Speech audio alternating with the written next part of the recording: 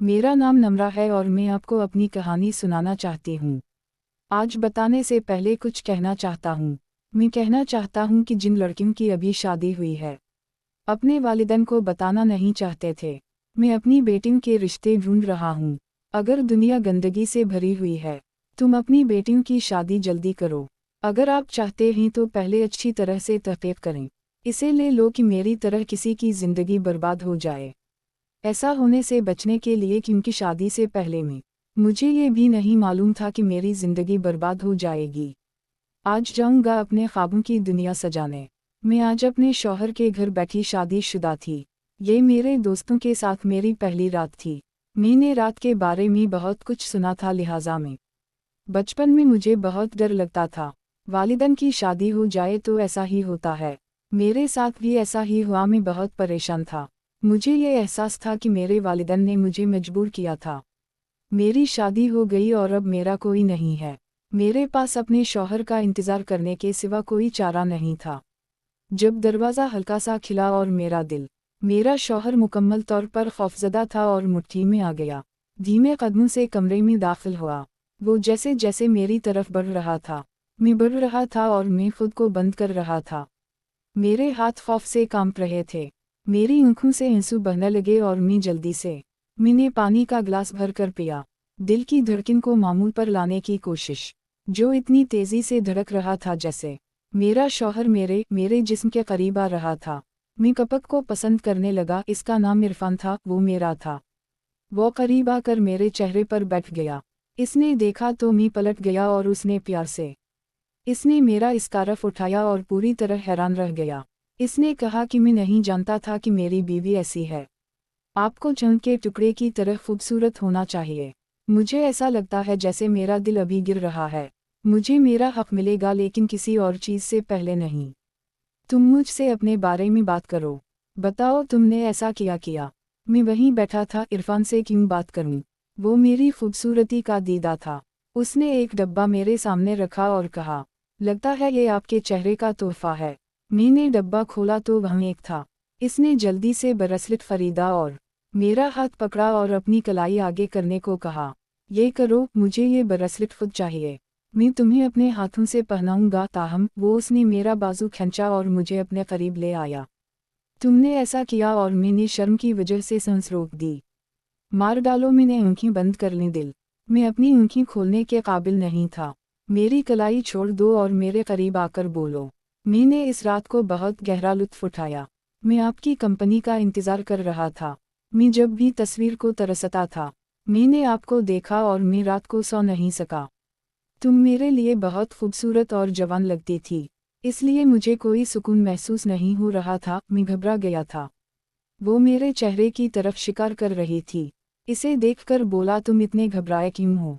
हाँ, क्योंकि अब मैं इन्हें क्या बताऊं। लड़की अपनी शादी की पहली रात ही घबरा जाती है, और मैं भी उन लड़कियों में से एक हूँ। मैं हूँ और मैं इतना बूढ़ा भी नहीं हूँ। मैं इस बारे में कुछ ज़्यादा जानता हूँ। मैंने कुछ नहीं कहा, बस मैं हूँ। इसे डर लग रहा है और जब मैंने इसे बताया तो वो हंसने लगा। पागल लड़कियां इस रात के लिए कहने लगीं, ख्वाब बहुत मायूस हैं, बहुत खूबसूरत हैं। सजाओ और तुम डरते हो। मैं कुछ जंगली हूँ। मैं एक छोटा सा जानवर हूँ जो तुम्हें डरा रहा है।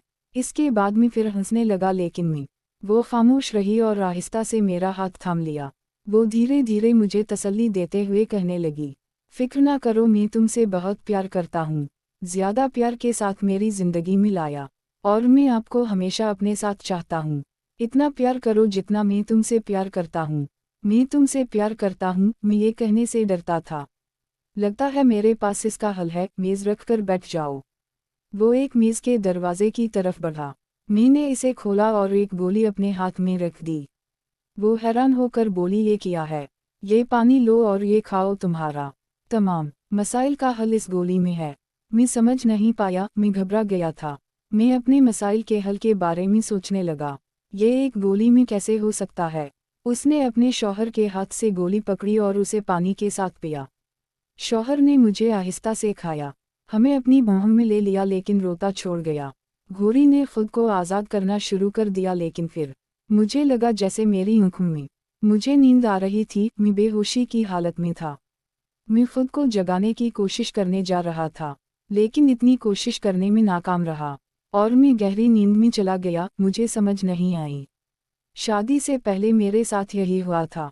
मेरे दोस्त, मेरे कॉलेज के दोस्त, वो मेरे पास बैठ गई और कहने लगी कि अब तुम हमें छोड़ दो, तुम ज्यादा शादी नहीं कर सकते। मेरे दोस्तों के बारे में नहीं जानता, इनमें ज्यादा बूलर किस्म की लड़कियां थीं। घर का माहौल लड़कों और लड़कियों के दरमियान बहुत आज़ाद था। दोस्ती को बुरा नहीं समझा और इस तरह वो फिल्में भी देख चुकी थी और बताने लगी थी, तुम शादी कर रही हो, अगर तुम्हें मुझ में कोई दिलचस्पी है, अगर आपको टपस चाहिए तो ले लो। मैंने कहा, मैं इस बारे में बात नहीं करना चाहता। वो हंसने लगी और कहने लगी कि शादी की पहली रात अगर कुछ होता है तो ये ज़रूरी है कि आप शादी के रिश्ते के बारे में वार्निंग दें। मुझे बिल्कुल खबर नहीं थी, इसलिए मेरे दोस्तों ने मुझे इस रिश्ते के बारे में बताया। जब मैंने बात शुरू की तो मुझे खौफ महसूस हुआ। मैं अपनी बीवी पर शौहर की तरह महसूस करने लगा। तुम्हें अपनी शादी की रात पर कोई रहम नहीं आया? खैर, तेरे हुस्न को देखकर मुझे मनाने दो। शौहर पागल हो जाएगा। और अजीब नज़रों से उनकी बातें सुनकर वो मेरी तरफ देखने लगी। शादी की पहली रात, शर्म महसूस करना, वो नक्शा जिसके बारे में मेरे दोस्तों ने सुना था, इसकी वजह से आपका दिमाग उड़ा देने के लिए काफ़ी था। इससे पहले कि मैं अपने शौहर के करीब पहुंचूं, मैं आंखें बंद करना चाहता था और मेरा शौहर गायब हो जाए और मैं इसे दोबारा कभी ना देखूं। ये मेरे साथ करो। लेकिन मेरी बात ये सुनकर मेरे शौहर ने मुझे समझाने की कोशिश की, तो इन्होंने मुझे नींद की गोली दी ताकि मुझे थोड़ा आराम करने दो और फिर ताज़ा दम होने दो। सुबह जब मैं बेदार हुई तो मेरे शौहर मेरे पास आए और कहने लगे, जल्दी आओ, नाश्ता तैयार है, सब इंतज़ार कर रहे हैं। शौहर के घर वाले नीचे बैठे थे और शर्मिंदगी से मैं मुकम्मल तौर पर वो नीचे देख रही थी। मेरा किया। आप सोच रहे होंगे कि मैं इतनी देर सोता रहा। मैं बेचैन हूँ। सुबह उठी तो मेरा पूरा वजूद ऐसा लगता था जैसे मेरा जिस्म थक गया हो। मेरे जिस्म ने मेरे जिस्म से दर्द को तोड़ दिया। मैं जा रहा था, मैं मुंह के बल लेटा था। मेरे दर्द के असरात वाशरूम में भी नजर आ रहे थे। मैं फरश होने चला गया और मेरी सांस नीचे चली गई। मुझसे बड़े प्यार से मिले क्योंकि इसका शौहर इसका इकलौता बेटा था और वो इससे बहुत प्यार करती थी। मुझे वहाँ बैठा अजीब सा लगा। वहाँ एक औरत ये कर रही थी। मैं सुस्ती महसूस कर रहा था, ऐसा महसूस हुआ मुझे चक्कर आ रहा है, मेरा सर भारी हो रहा है। मुझे समझ नहीं आ रही थी कि जनाब क्या है। यह वक्त है सर पकड़ कर घर जाऊं। मैं नाश्ते के बाद जल्दी से लड़कों से मिलूंगा। मेरा जिस्म दर्द से आज़ाद हो गया। मैं बहुत थका हुआ महसूस कर रहा था और आराम करना बहुत मुश्किल था। ऐसा लगता है जैसे एक दूसरे के करीब बैठा हो। मैंने सोचा कि मेरे शौहर को मेरे साथ कोई नरमी नहीं है। ये देखकर खुशी हुई कि केस नहीं हुआ। मैं अंदाज़ा लगा रहा था कि तुम मुझे देखकर शादी कर लोगे। इसके बाद तो सब कुछ ऐसे ही होता है ना। उसे अपने ज़हन में रखें और इस चीज़ के बारे में सोचें।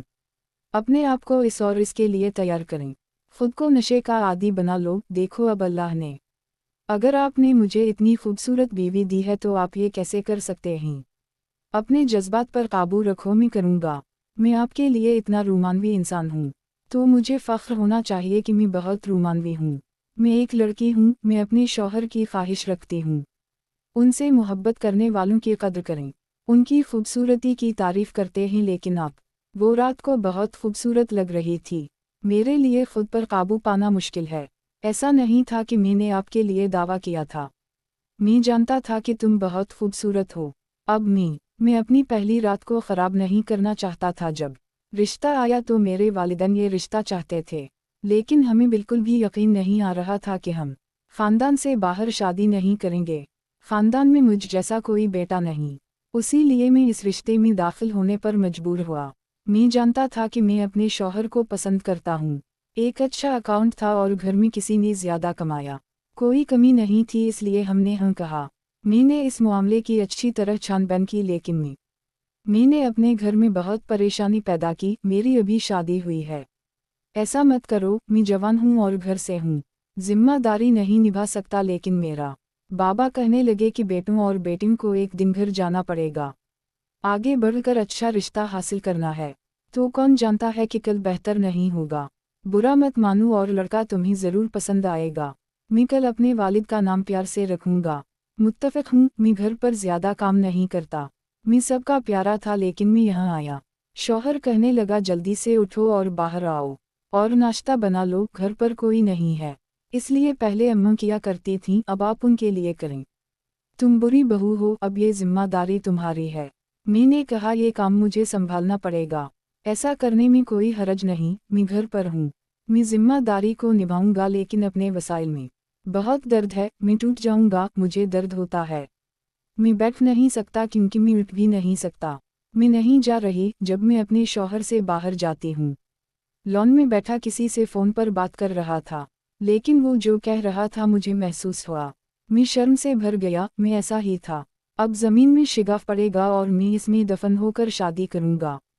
मैं किसी को रात के बारे में बता रहा था लेकिन मुझे नहीं मालूम कि वो शख्स कौन था जो पहले से था। मैं एक बेतरतीब गुफ्तगू सुन रहा था। वो फ़ौरन कमरे में भागी। मैंने अपने और अपने शौहर के लिए नाश्ता बनाया। नाश्ते के बाद मैंने हुस्न से कहा कि मुझे कमर में बहुत दर्द है, इसलिए शायद आज मैं दर्द की वजह से आपको वक्त नहीं दे सकता। वो रोने लगी लेकिन शौहर को इसकी क्या परवाह थी, गोया इसे कोई परवाह ही ना हो। वो कहने लगा, मैं किसी भी सूरत में ऐसा कोई अज़र कबूल नहीं करूँगा। मैं जल्द ही एक बच्चा पैदा करना चाहता हूँ और मैं तुमसे शादी करूँगा। मैंने ये अपने बच्चों के लिए किया है ताकि कोई मेरे सामने ना आ सके। बहाने मत बनाओ, मैं अपने शौहर की बात करती हूँ। ये सुनकर मैं बेचैन हो गया, मुझे रात का पता ही नहीं चला। मुझे किया हवा मगर ये हालत। शायद मजीद के पास वक्त था लेकिन हिम्मत नहीं थी। शायद वो शख्स जो मुझे तकलीफ दे सकता है, वो बेखबर था और जो चाहे करना चाहता था। रात को मेरे शौहर ने मुझे एक और गोली दी। नहीं लिया क्योंकि ये नींद की गोली थी। शौहर ने कहा ऐसी कोई बात नहीं है। डालीमी ने कहा फिर बताओ ये किस लिए है। ये सुनकर कि मैं जल्द ही में बनने वाली हूँ, मैं दंग रह गया। आखिरकार हमारी शादी का दिन। कितनी ही देर हो गई थी कि इन्हें इतनी जल्दी थी। मेरी शादी हुई थी जिसको 30 से 40 साल गुजर गए। यूं बमुश्किल 6-7 दिन भी गुजरे और मुझे पहले ही मुंह बनाने के अमल में।